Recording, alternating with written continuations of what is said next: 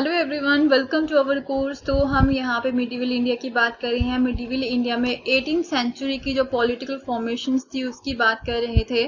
तो हमने जो है देखा था कि तीन ऐसी स्टेट जो यहाँ पे रहती जो इंडिपेंडेंट होती हैं, बट जो है वो अभी भी किनके मुगल्स के कंट्रोल में थी, राइट। ऑल्दो वो जो है 99% जो है वो इंडिपेंडेंट थी, बट फिर भी 1% जो है वो अभी भी मुगल्स के कंट्रोल में थी, उनकी अथॉरिटी यहाँ पे थी, राइट। तो उनके साथ जो है मीन ये जो तीनों स्टेट्स होती हैं, अवध हो गया, बंगाल एंड हैदराबाद, ये तीनों स्टेट जो है मुगल्स के साथ जो ऑफिशियल इनके टाइज होती हैं वो नहीं तोड़ते हैं, राइट। इनके बारे में हम कवर कर रहे थे। हमने जो है हैदराबाद के बारे में पढ़ा है अपने लास्ट वीडियो में।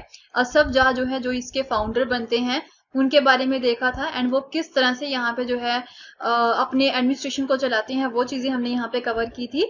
Now we are going to discuss about the next state, that is the Awadh. Okay, so now let's start the topic.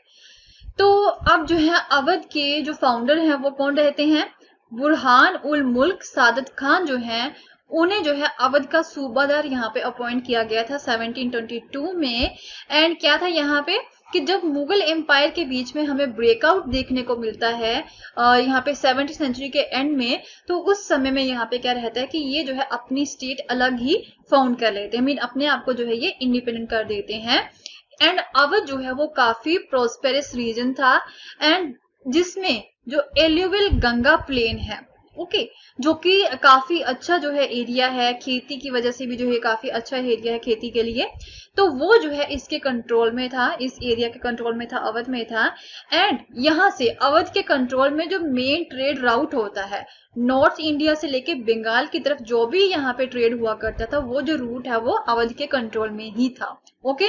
जिसकी वजह से हम बोल सकते हैं कि अवध जो है वो काफी प्रोस्पेरस रीजन था।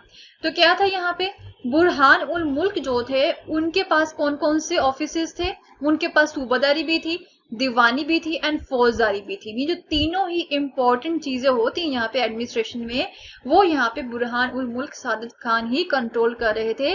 मुगल एम्परर्स के अंडर यहाँ के वो सूबादार हुआ करते थे। तो इन अदर वर्ड हम यहाँ पे बोल सकते हैं कि political, financial and military affairs जो होते हैं अवध के, वो किसके कंट्रोल में थे? वो सादत खान के कंट्रोल में ही थे, जिसकी वजह से जो है वो ज्यादा पावरफुल बन गए थे। क्या था यहाँ पे, अब जब जो है वो इंडिपेंडेंट बन जाती हैं तो उन्होंने जो है मुगल्स का जो प्रभाव होता है अवध रीजन के ऊपर जो है कम करने की कोशिश की। किस तरह से? कुछ ऑफिस होल्डर्स थे यहाँ पे, जागीरदार थे यहाँ पे, जिन्हें मुगल एम्परर्स ने अपॉइंट किया था इस एरिया में, उनकी जो नंबरिंग होती है वो ये रिड्यूस कर देते हैं। एंड क्या था यहाँ पे, जिन्हें मुगल्स के द्वारा ही अपॉइंट किया था, ओके। एंड इवन जो जागीर्स के साइज थे, राइट, जो इन्हें लैंड दी जाती है उनके साइज भी इन्होंने रिड्यूस कर दिए। एंड अपने खुद के लॉयल सर्वेंट्स जो होते हैं वो यहाँ पे अपॉइंट किए इन्होंने, जो वैकेंट पोजीशंस यहाँ पे होती हैं, राइट। तो अपने लॉयल सर्वेंट्स जो थे वो यहाँ पे इन्होंने अपॉइंट किए थे। तो क्या था यहाँ पे, जागीरदार्स के जो अकाउंट्स होते हैं उन्हें जो है यहाँ पे लगातार चेक किया जाता था इनके द्वारा, सो डैट की वो चीटिंग ना कर सके। एंड जितना भी रेवेन्यू होता है सभी डिस्ट्रिक्ट का, उन्हें जो है यहाँ पे रीअसेस किया जाता था ऑफिशियल्स के द्वारा। तो ये जो ऑफिशियल्स होते हैं जो इनके अकाउंट को असेस करते हैं, वो नवाब ने खुद यहाँ पे अपॉइंट किए थे। तो वो जो है रीअसेस किया करते थे इनके रेवेन्यूज को, इन डिस्ट्रिक्ट्स के रेवेन्यू को, कि यहाँ पे कुछ धोखाधड़ी तो नहीं हो रही है, ओके। उनके ऊपर जो है टोटली कंट्रोल किया हुआ था इन्होंने। एंड क्या था यहाँ पे, राजपूत जमींदार थे एंड कुछ एग्रीकल्चर फर्टाइल लैंड्स थी यहाँ पे अफगान्स की रोहिलखंड एरिया में, तो वो भी जो है ये अपने कंट्रोल में कर रहे हैं। इस तरह से जो है पावर को अपनी को बढ़ा रहे थे। तो ये जो स्टेट थी वो लोकल बैंकर्स एंड जो महाजन होते हैं उसके ऊपर डिपेंड थी लोन्स के लिए। एंड क्या था यहाँ पे कि जो टैक्स कलेक्ट करने का जो राइट होता है वो किसे दिया हुआ था इन्होंने? जो हाईएस्ट बिडर्स होते हैं, मीन यहाँ पे जो बिड सिस्टम होता है वो इन्होंने स्टार्ट किया था। बिड सिस्टम में क्या होता है कि कुछ पर्सन्स यहाँ पे आते हैं एंड वो बिड लगाते हैं, एंड जिसकी ज्यादा यहाँ पे हाईएस्ट बिड होती है कि वो जो है यहाँ पे उसे राइट दे दिया जाता है कि वो टैक्स कलेक्ट कर सकता है, okay.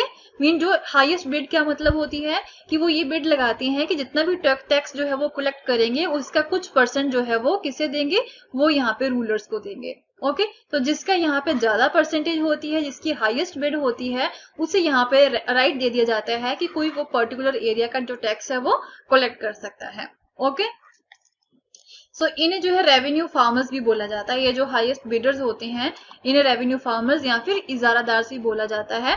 And they were agreed to pay the state a fix sum of money, कि इतनी फिक्स सम जो है यहाँ पे मनी की वो हम यहाँ पे स्टेट को देंगे। यहाँ पे जैसे कि मैंने आपको बताया कि ये बिड लगाते हैं कि इतना परसेंट जो है ये जो फिक्स कर दिया जाता है वो हम यहाँ पे स्टेट को या फिर रूलर को वो देंगे ही देंगे। Okay, so local bankers guaranteed the payment of this contracted amount to the state. तो ये जो है यहाँ पे लोकल बैंकर्स गारंटी देते थे कि यहाँ पे जो स्टेट को ये जो कॉन्ट्रैक्टेड अमाउंट है वो मिलेगी ही मिलेगी। ओके, रेवेन्यू फार्मर्स की गारंटी कौन दिया करते थे यहाँ पे? जो लोकल बैंकर्स हुआ करते थे।